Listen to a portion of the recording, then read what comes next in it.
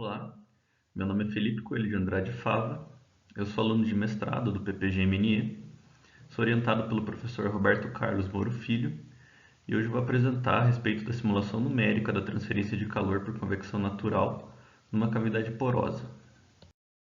A convecção natural em cavidades é um tema de grande interesse em diversas áreas da engenharia.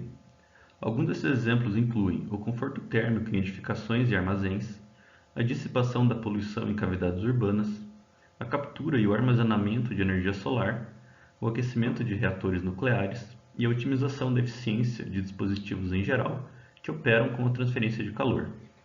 O presente trabalho é um estudo preliminar e trata da investigação da convecção natural em cavidades retangulares preenchidas com materiais porosos sob condições de desequilíbrio térmico local. A geometria que a gente vai utilizar nesse trabalho é a geometria de uma cavidade quadrada com paredes de 1 metro, onde a parede esquerda é aquecida isotermicamente em relação a uma temperatura de referência da parede da direita. As paredes superior e inferior são consideradas adiabáticas. Todas as 4 paredes são consideradas rígidas e impermeáveis. As propriedades são constantes para o fluido e para o meio poroso, e o escoamento é um escoamento laminar.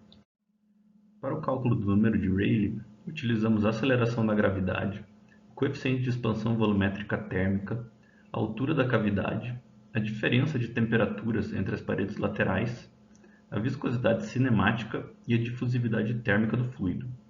Já para o cálculo da permeabilidade, utilizamos o diâmetro de partícula do meio poroso e a porosidade. Passando agora para as equações governantes do problema, os trabalhos de Caviani e Pedras propuseram uma equação da quantidade de movimento que se baseia numa média volumétrica do campo de escoamento. Posteriormente, Braga ampliou esses trabalhos de Pedras e incluiu o termo de Boussinesq na equação da quantidade de movimento. E é justamente essa equação que a gente vai utilizar no trabalho. Já a equação da conservação da massa é a seguinte, onde o d é a velocidade média de superfície, também chamada de velocidade de Darcy. Para esse trabalho, a gente opta por um modelo com 2 equações de energia, justamente pela condição de desequilíbrio térmico local que a gente tem entre as fases fluida e sólida. Saito propôs esse modelo com 2 equações em 2006 e Moro e Malala Sequeira utilizam ele em 2020. Os efeitos de dispersão e tortuosidade são ignorados. As equações da fase fluida e sólida são representadas respectivamente por essas 2 equações. Notem que cada uma das equações possui um tensor de condutividade térmica efetiva associado, Kf, que estão representados aqui embaixo por essas formulações, sendo o primeiro para a fase fluida e o segundo para a fase sólida. Passando agora para o modelo numérico, as equações governantes são discretizadas utilizando o método dos volumes finitos, conforme descrito por Patankar em 1980. O sistema resultante de equações algébricas é resolvido utilizando o procedimento semi-implícito através do solver de Stone. O tratamento do acoplamento pressão-velocidade é realizado com o emprego do algoritmo SIMPL. A malha computacional utilizada é de 80 por 80. Notem que a malha é mais refinada nas regiões próximas à parede, justamente para capturar os efeitos elevados dos gradientes das propriedades envolvidas no fenômeno. O setup do desktop utilizado é de um processador AMD Ryzen 3 3300X, rodando a 3.8 GHz com 18 GB de memória RAM. Foi adotado um critério de convergência relativo de 10⁻⁵ para todos os casos simulados. Passando agora para os resultados, inicialmente a gente realizou uma validação do modelo, onde obtivemos campos de temperatura e linhas de corrente para um caso limpo, ou seja, sem material poroso no interior da cavidade. Esses resultados foram comparados com o benchmark de Deval-Davis, que são resultados amplamente utilizados na literatura justamente para esse tipo de validação. Então, foram obtidos esses campos para números de Rayleigh de 10 à terceira, 10 à quarta, 10 à quinta e 10 à sexta. E os resultados podem ser visualizados nas imagens à direita do slide. Então, as imagens coloridas são os resultados que a gente obteve no presente trabalho, enquanto as imagens em preto e branco são os resultados do benchmark de Deval-Davis. Realizamos também uma comparação dos resultados numéricos com um resultado experimental obtido por Crane e Jesse em 1983.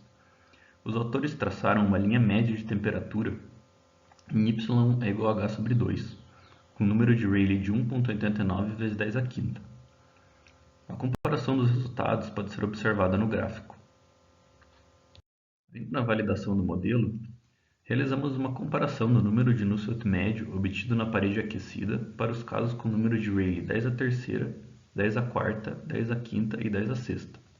Essa comparação foi feita com outros 4 trabalhos encontrados na literatura. Lembrando que o número de Nusselt é calculado em função da distância entre as paredes verticais, da temperatura da parede aquecida e da temperatura da parede resfriada. Como é possível observar na tabela, os valores encontrados para o número de Nusselt médio também estão consistentes. Passando agora para os resultados obtidos com a cavidade preenchida com material poroso. Então, foram realizadas simulações com porosidade de 0,95 e com o número de Rayleigh variando de 10 a terceira, 10 a quarta, 10 a quinta e 10 a sexta. Foram obtidos campos de temperatura e linhas de corrente, os quais são mostrados à direita do slide. Também foram obtidos números de Nusselt médio na parede aquecida, que podem ser observados na tabela. Podemos concluir, então, que o modelo foi validado com base em estudos anteriores a respeito da convecção natural em cavidades limpas para diferentes números de Rayleigh. Os números de Nusselt na parede aquecida também foram comparados com trabalhos encontrados na literatura. Alguns resultados preliminares para uma cavidade porosa foram obtidos. Os campos de temperatura e as linhas de corrente foram apresentados para os diversos casos testados. Por fim, nesse slide, temos as referências que foram utilizadas para a realização do trabalho. É isso. Muito obrigado.